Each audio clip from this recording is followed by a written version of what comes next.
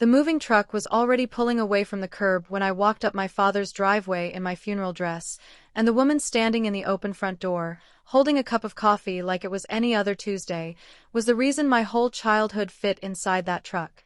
That's my stepmother, Dana. And 3 hours earlier, I had been standing beside my father's casket, shaking hands with people I barely knew, while she was on the phone with a moving company, telling them to hurry. I didn't know that yet. I only knew that I'd asked to come back to the house after the service instead of going straight to the reception, because I needed 10 quiet minutes in my old bedroom before I let go of this house forever. I needed to sit on the floor where I used to do my homework, in the room where my mother used to read to me before she passed when I was 9, in the one place that still smelled like the two people who raised me. I didn't get 10 minutes. I didn't even get one. My name is Whitney. I'm 31 years old, and this is the story of the day my stepmother thought she'd erased me, and the months after that, when I made sure she understood exactly how wrong she was. My father, Gerald Sorensen, married Dana 4 years after my mother died. I was 13. I didn't hate her, not at first. She tried, in her own careful way, and I let her try. She never made me call her Mom. She came to my school things. She made my father laugh again after years of watching him go quiet at the dinner table. For a long time, I thought we were a family, even a patchwork one. The distance started small. A comment here, a joke there, always about how close my father and I still were, how he still called me every Sunday even after I moved 4 hours away for work, how he still kept my school pictures on the hallway wall next to my mother's. Dana never took a picture down. She just started adding her own, layer by layer, until the wall told a different story than the one I remembered growing up in. Her son from a previous relationship, Tobias, was 26, lived 2 towns over, and visited maybe twice a year. But somewhere in the last 2 years of my father's life, Tobias became the son Dana talked about at every holiday, and I became Gerald's daughter from before, like I was a chapter my father had already finished. I noticed it in small ways that I kept explaining away, because it's easier to explain a slight than to sit with it. At Thanksgiving, Dana would ask Tobias about his job, his apartment, his new girlfriend, and turn to me only to ask how the drive up had been, like I was a guest passing through rather than a daughter coming home.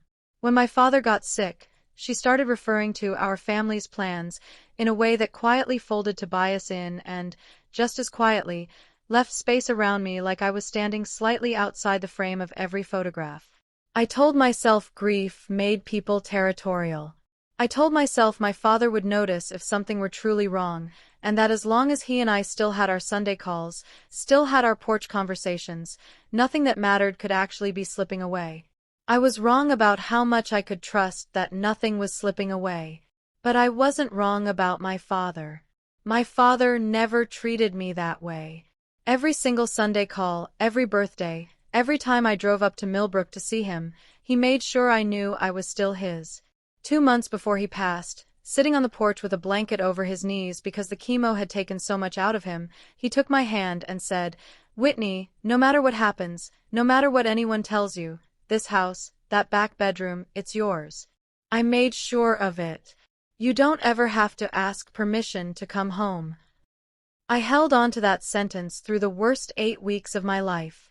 I held on to it in the hospital hallway when the doctor came out shaking his head.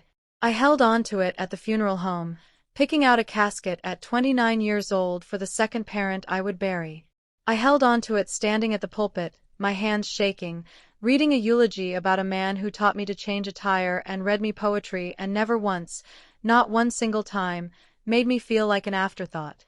And I was holding on to it in the church parking lot, when I told the funeral director I needed to run to the house before the reception, just for a few minutes, just to say a private goodbye to my bedroom before somebody else's furniture went in there. Dana had left the service 20 minutes before it ended. I remember noticing, and I remember telling myself she was probably overwhelmed, that grief hits people in strange ways, that I shouldn't judge her for needing air. She wasn't getting air. She was getting a head start. When I pulled into the driveway and saw the moving truck's taillights disappearing around the corner, my first thought was that I had the wrong house. My second thought, standing at the base of the porch steps in my black dress, staring at Dana holding her coffee like a woman greeting a delivery, was that I understood exactly what I was looking at, and I still couldn't make my mind accept it. "Where is everything?" I said. Not even a question. My voice didn't sound like mine. "I sold the house, Whitney," she said, so calmly it took my breath away. "It's already done. Papers signed 2 weeks ago. The title company processed it without any issues, and the buyers wanted a fast close, so the movers came today to clear out the last of it." "Today," I repeated. "You cleared out my father's house today. During his funeral." "I didn't think you'd want to watch," she said, and for one horrible second, I actually thought that might be some strange, cold version of kindness. Then she kept talking. "Your father wanted a fresh start for this family. He talked about it before he got sick. I think, honestly, it's better this way. Cleaner. No dragging things out. No you coming back here every few months trying to hang on to a version of this house that doesn't exist anymore.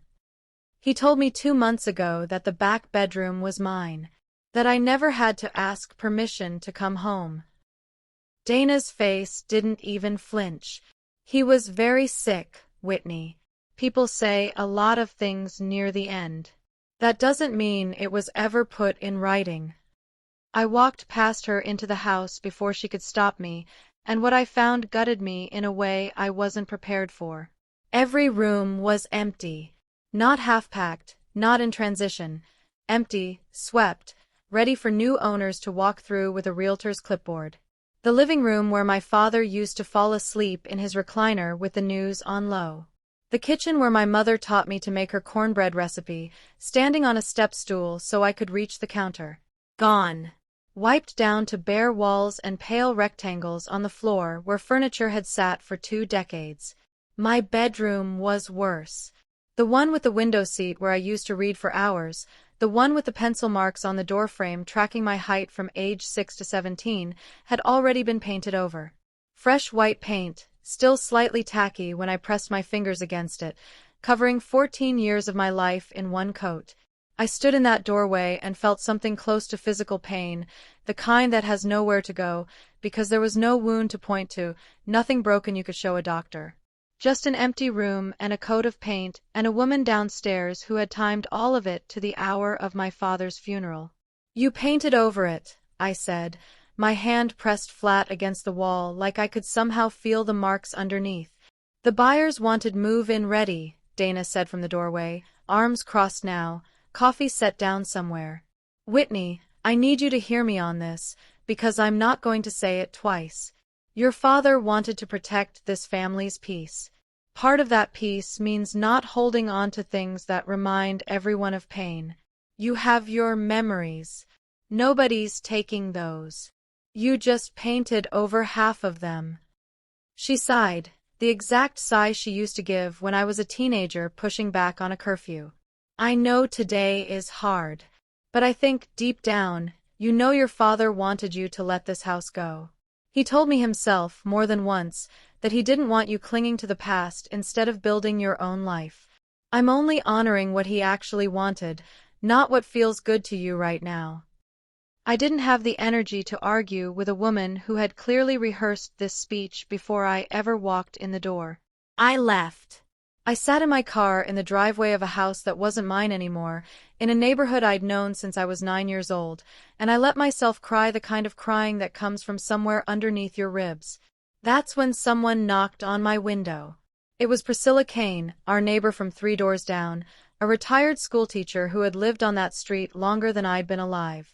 She'd known my mother. She'd brought casseroles after my mother died and again, 22 years later, after my father did. She was holding a small cardboard box against her hip, and her expression told me she already knew exactly what had happened in that house today. "I saw the truck early this morning," she said, once I rolled down my window.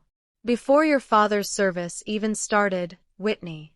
I thought that was strange, so I walked over."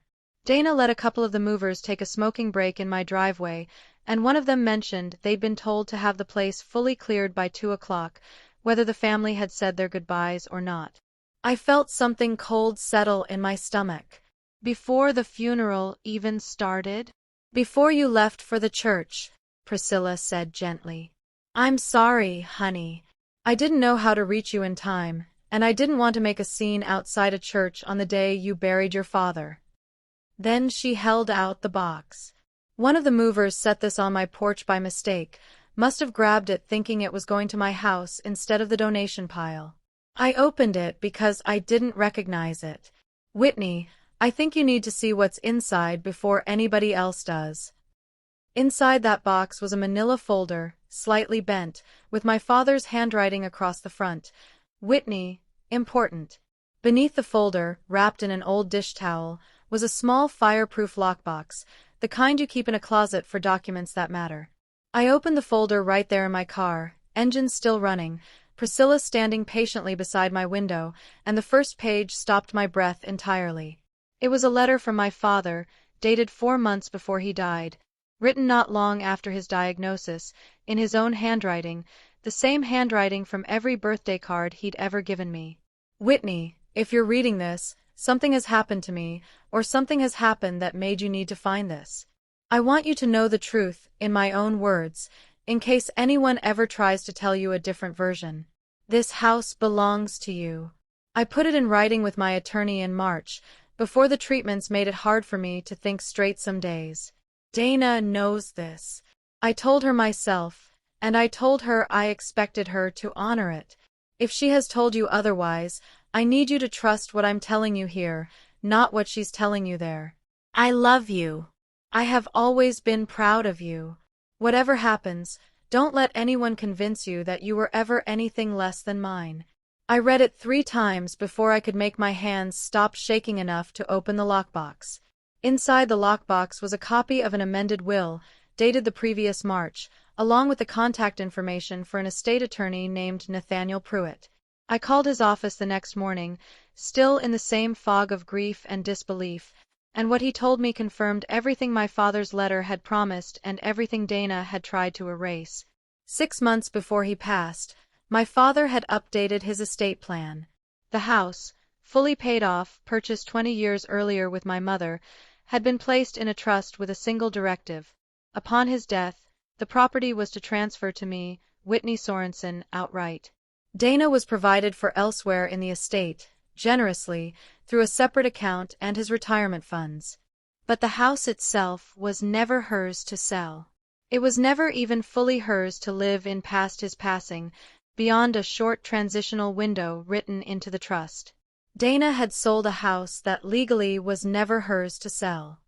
Mr. Pruitt was quiet for a long moment after I explained what had happened: the moving truck, the funeral, the fresh coat of paint over my bedroom wall. I could hear papers shuffling on his end of the line, and I pictured him pulling up whatever file my father had left with his office months earlier. Whitney, I need you to understand this clearly, he finally said. What she did isn't just cruel. Based on what you're describing, and based on the documents your father left with our firm, it may be a serious breach of her legal duties as a co-trustee. Depending on how that sale was structured and what she represented to the title company, it could also constitute fraud against the estate. I want to be careful with you here. I'm not going to promise you an outcome before we've seen everything. But I can tell you that your father was thorough.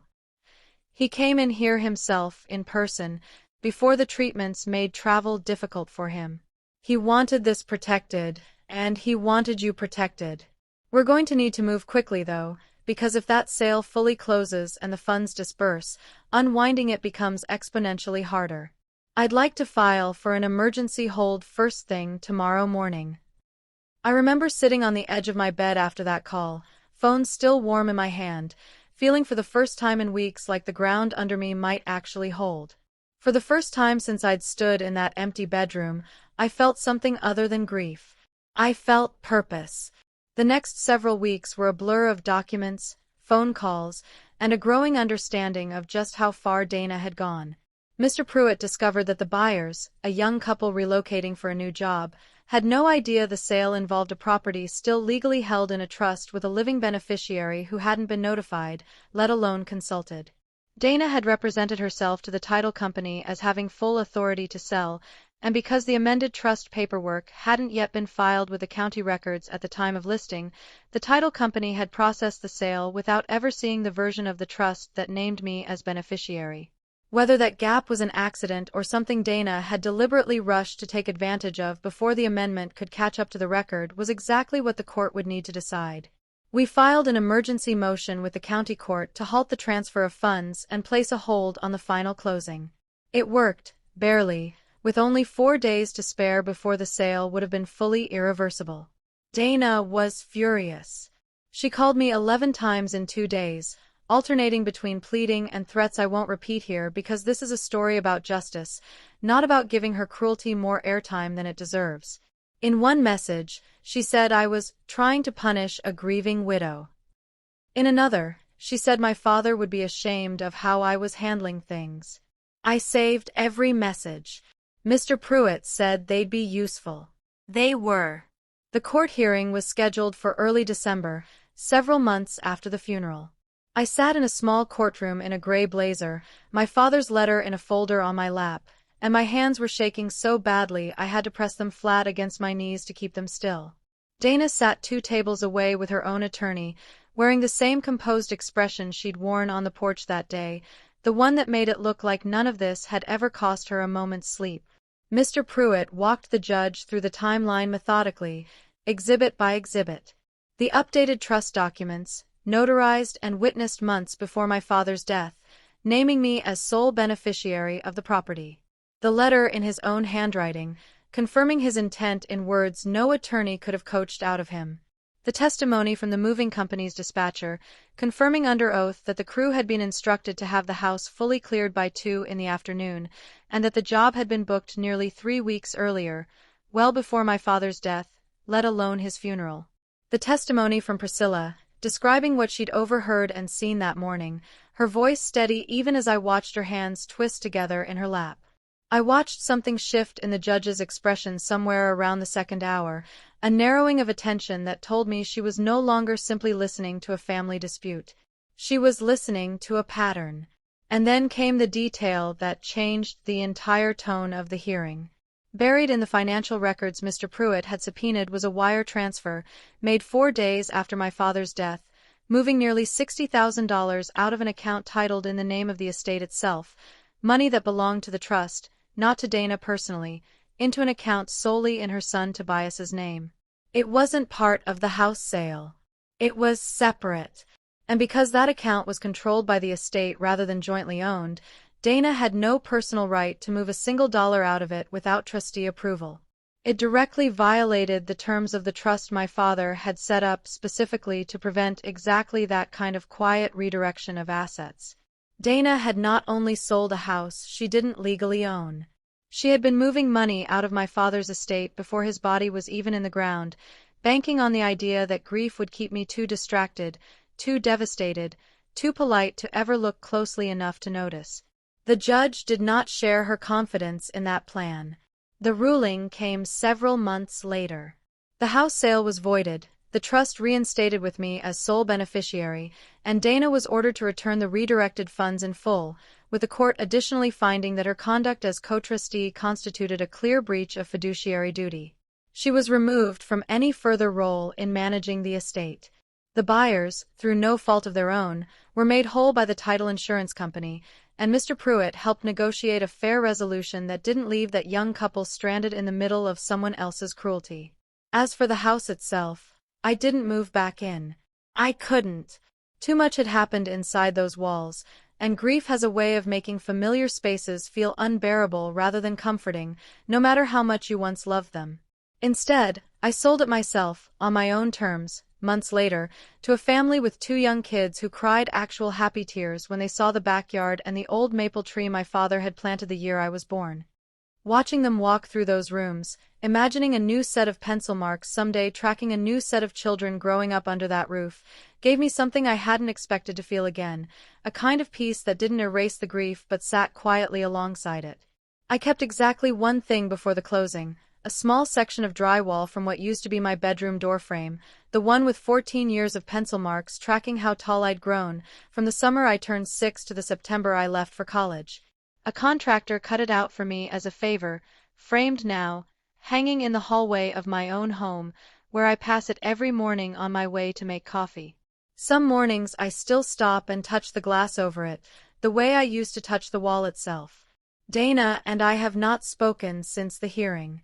I heard, through an old family friend, that she moved out of state to live near Tobias. I don't wish her active harm.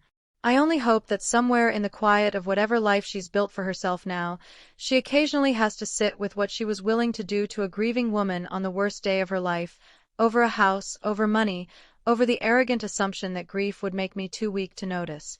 She was wrong about that. She was wrong about a lot of things.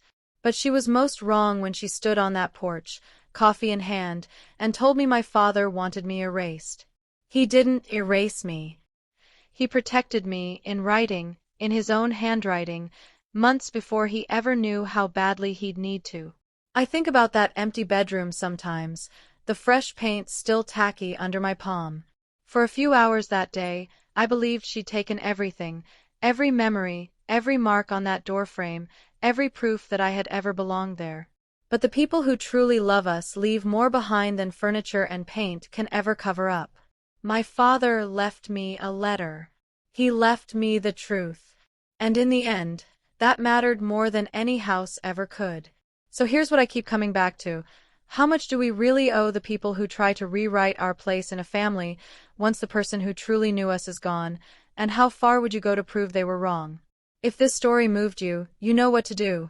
Hit subscribe, because Sophie Revenge posts a brand new story just like this one every single day.